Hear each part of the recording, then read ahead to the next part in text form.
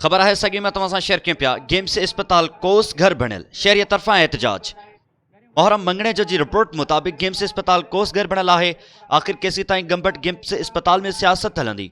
मिस्किन माण्हुनि खे इलाज पैसनि ते, अमीर माण्हुनि लाइ फ्री अस्पताल आहे। भट्टी ऐं उनजी टीम ते मरीज़नि जी मंथली मुक़रर कयल आहे। पंजाब जे माण्हुनि खे सहूलतूं जाम, बाक़ी सिंध जे माण्हुनि लाइ 1 रुपए जी टेबलेट बि पैसनि सां, त पोइ छो इदारो खोलियो वियो आहे? डॉक्टर रहीम बख्श भट्टी ताज़ो बयान ॾिनो आहे त गेम्स में सभु कुझु फ्री आहे।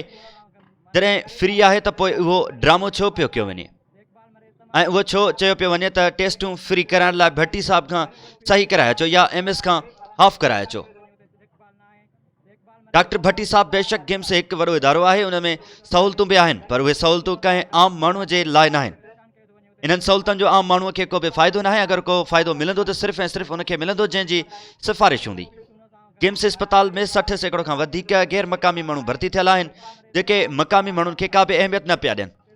अव्हां खे इहो बि यादि हूंदो त अव्हां पाण ऐलान कयो हो त गेम्स दाख़िल मरीज़नि खे दवाऊं मुफ़्त ॾिनियूं वेंदियूं आहिनि। छा इन ॻाल्हि ते को अमल थियो आहे? ग़रीब मिस्किननि जो गेम्स अस्पताल में को बि तदारुक कोन थो थिए। बाक़ी अस्पताल वॾनि माण्हुनि जे लाइ आहे, ग़रीबनि खे दवा बि ॿाहिरां वठणी पवंदी आहे।